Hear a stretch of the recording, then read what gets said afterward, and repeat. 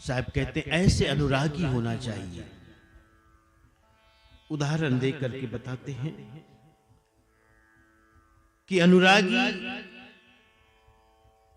जो सब कुछ को त्याग दे, पुत्र है, स्त्री है, उसका मोह का त्याग कर दे, धन संपत्ति का मोह का त्याग कर दे, और सबको नाशवान समझे, स्वप्न के समान समझे, और जो सतनाम से अपनी प्रीति जोड़ दे। सुत परिजन धन सपन स्नेही, सत्य नाम गहो निज मत एही।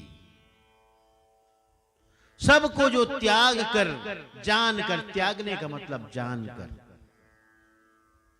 संसार में रहो, घर में रहो, एक ये मत समझना कि त्यागना यानी साधु बन जाना है।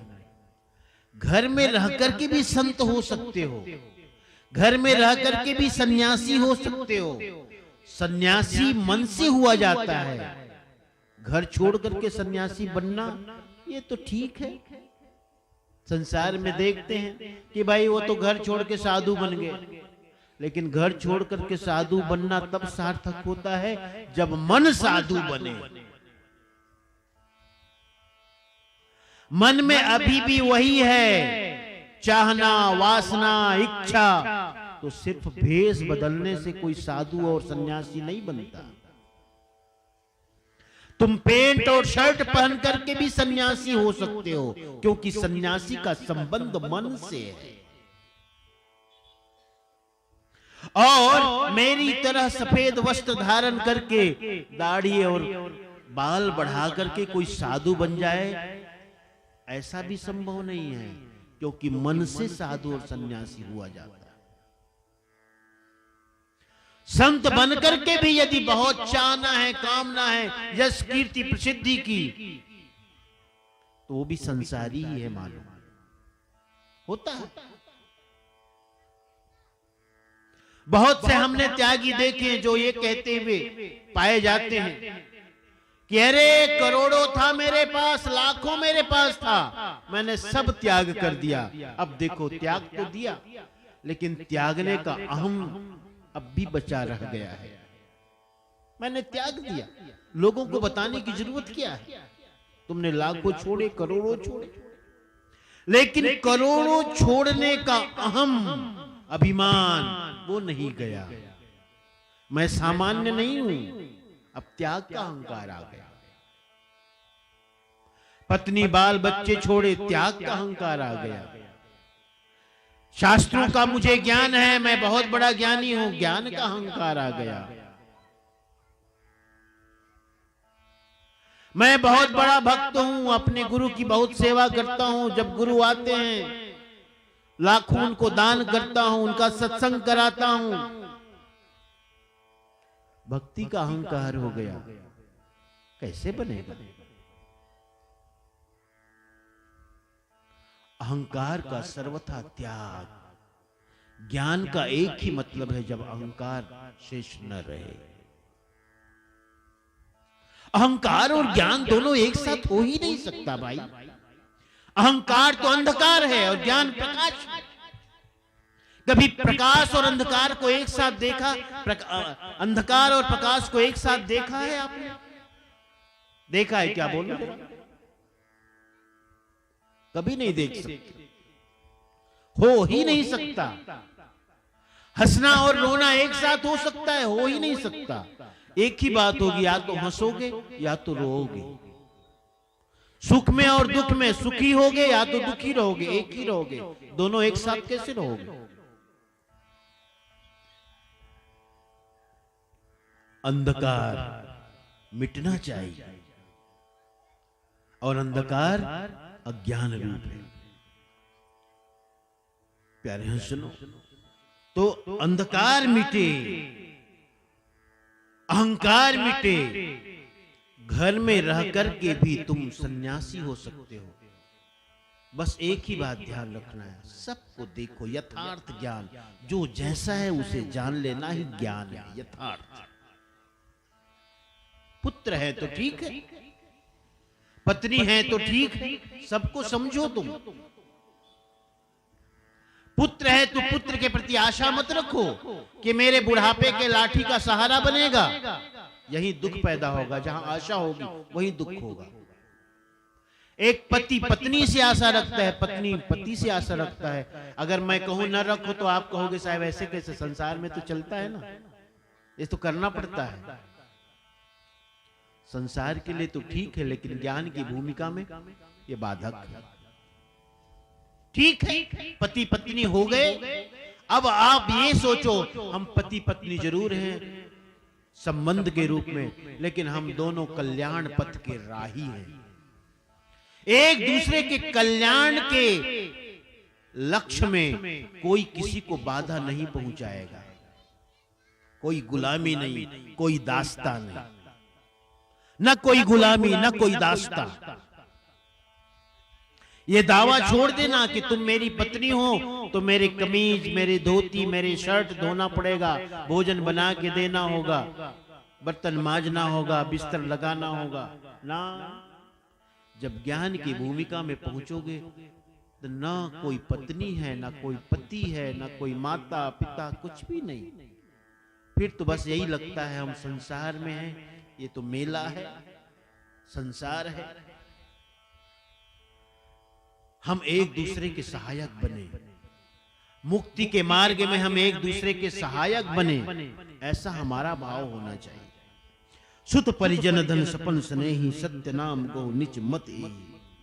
साहब कहते हैं कि जैसे स्वप्न में धन मिलता है, पुत्र है, परिवार है, सब है, लेकिन सपना टूटा तो सब वही का वही जो पहले था।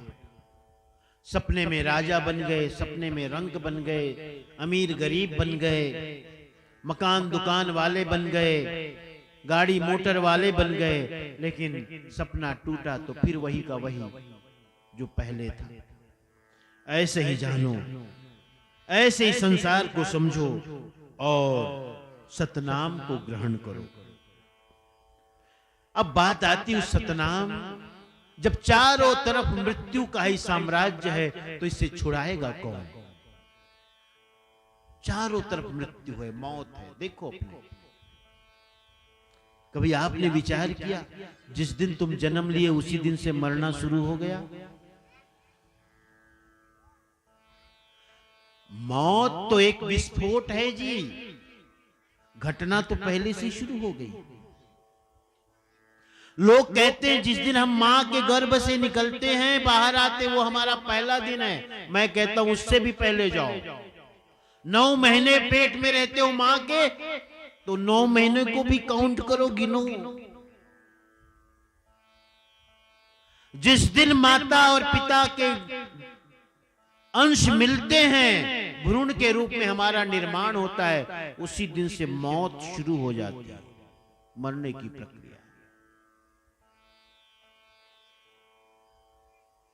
उसी दिन से हम मरना शुरू करते हैं। और हर आने वाला समय, हर बीतने वाला समय, हर बीत जाने वाला समय हमें थोड़ा आगे सरका दे रहा है मौत की तरफ। तुम सत्संग में यहां आए तो कितने बजे आए? ध्यान है तुम्हें? नहीं, लेकिन मुझे पता है। मैं यहां आया हूं तो संतों ने बताया कि 5 बजे से कोई 6 बज रहे थे, है ना? और अब देखो 6 बजे, 6 से कितना आगे हो गया? करीब 40 मिनट हो गए हैं।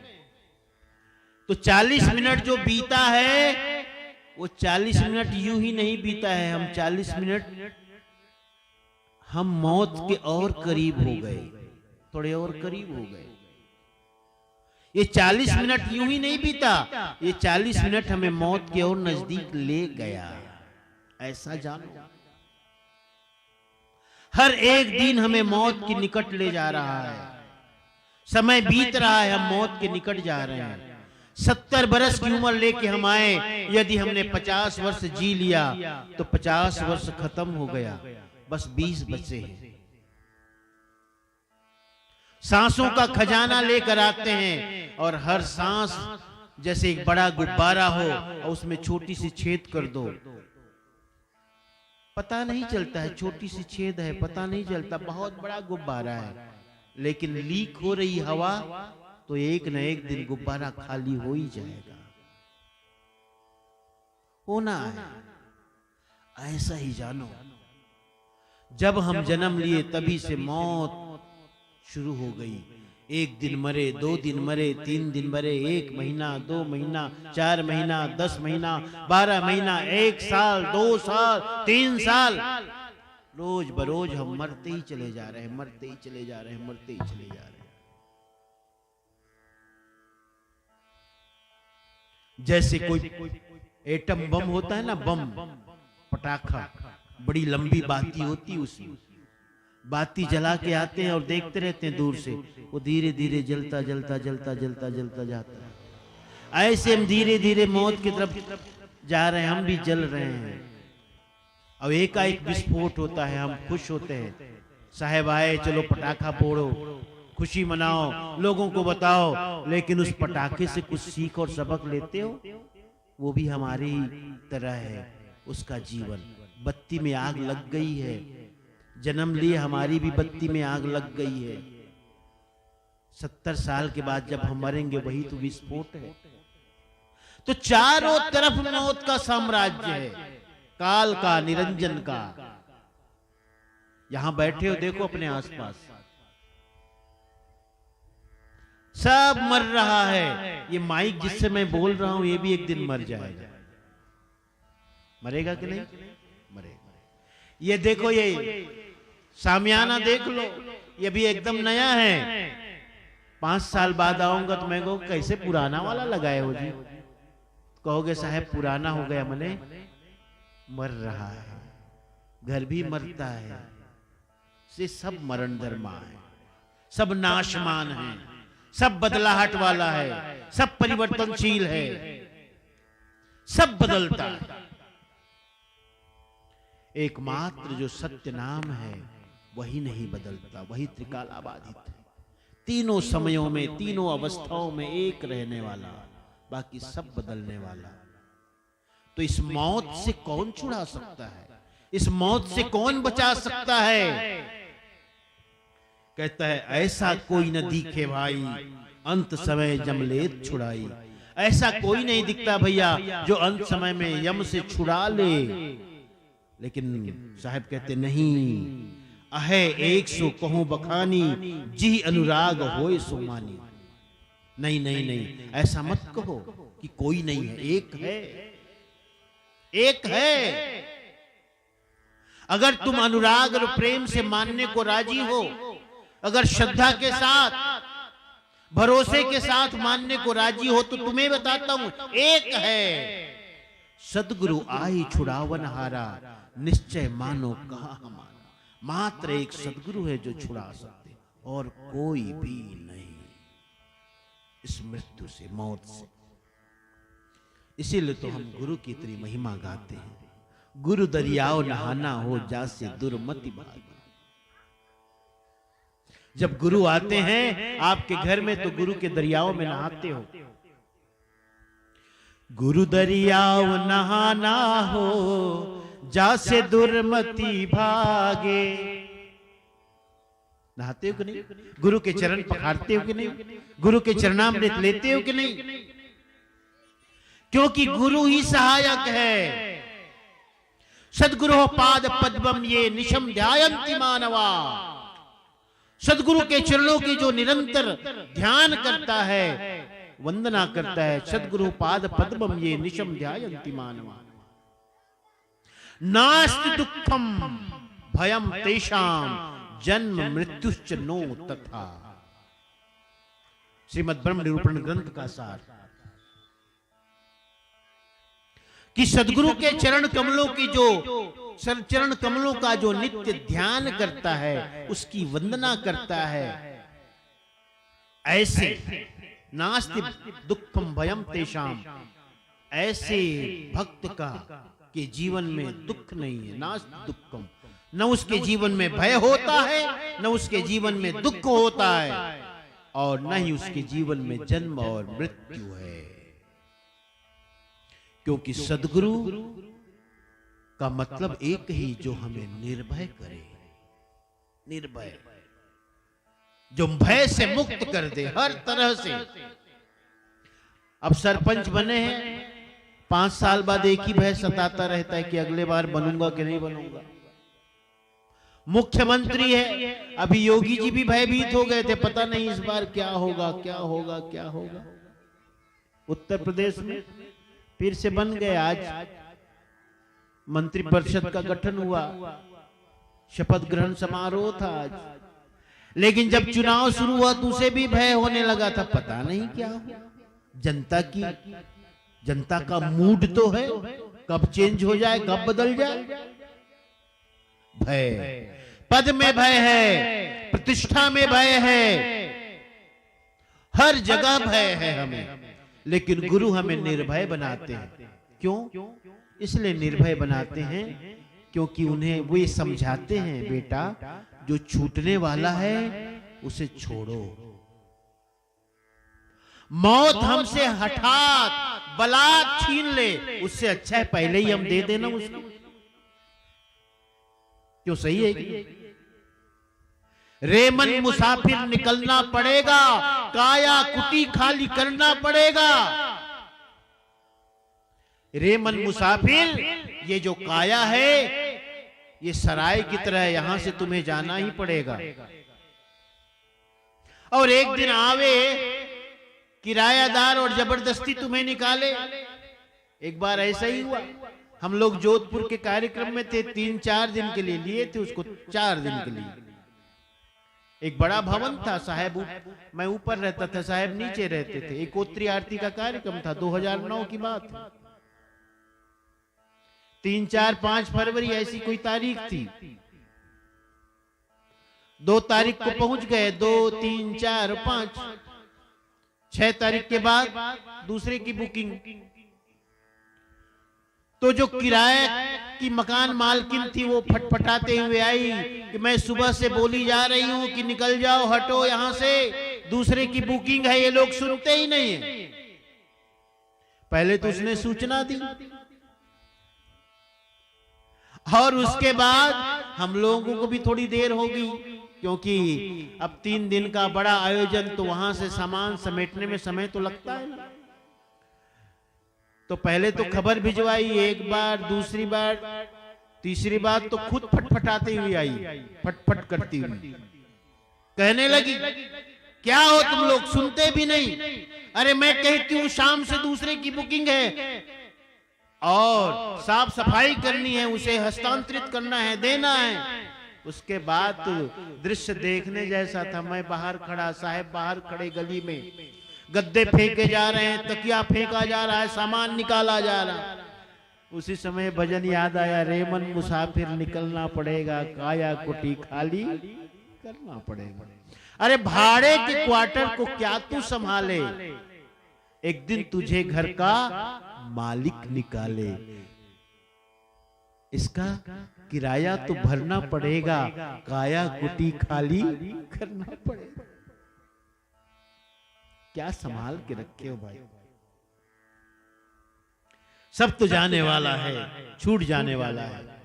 तो जो सद्गुरु का मतलब है, जो निर्भय बना दे, बोध करा दे, ज्ञान दे दे, समझ पैदा कर दे कि देखो भय किससे होते हो तुम। भय किस बात का? छूट जाने का, टूट जाने का, लूट जाने का, इसी का तो भय है। परिवार छूटे ना, शरीर छूटे ना, धन को कोई लूटे ना, घर मकान टूटे ना, यही तो भय है ना। जब गुरु यह बोध करा देते हैं, भैया ये तो इसका स्वभाव ही है, ये तो एक दिन टूटेगा ही, छूटेगा ही, लूटेगा ही। जब हम स्वभाव को जान जाते हैं तो फिर मोह नहीं होता। तुमने कभी देखा, तुम्हारे घर के आंगन में एक गुलाब का पेड़ है, सुबह खिला है, शाम को पंखुड़ियां झड़ती है, कभी तुम्हें मोह होता है, दुख होता है? तुम्हारे घर के आंगन में बगिया है और वहां सुंदर सुंदर फूल खिले हैं। सुबह खिला है, शाम को मुरझा गया, दुख हुआ? नहीं हुआ। क्यों? क्यों नहीं हुआ दुख?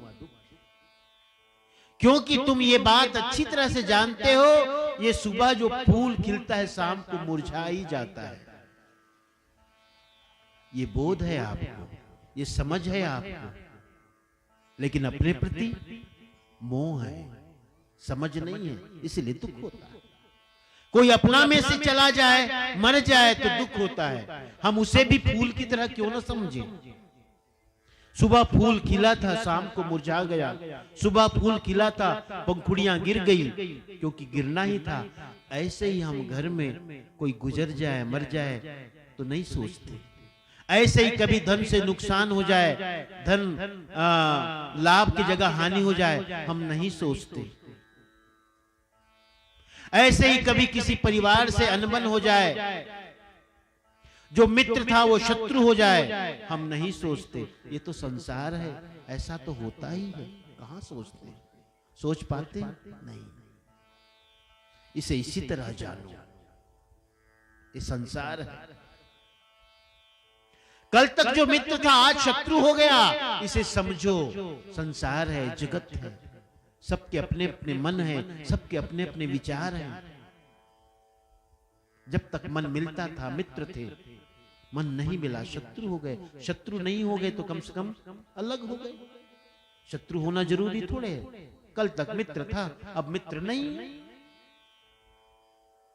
इसी तरह स्वयं को समझाने की जरूरत है। तो यह बोध कौन कराते हैं? गुरु कराते हैं, गुरु देते हैं, सदगुरु देते हैं। इसलिए हम निर्भय हो जाते हैं।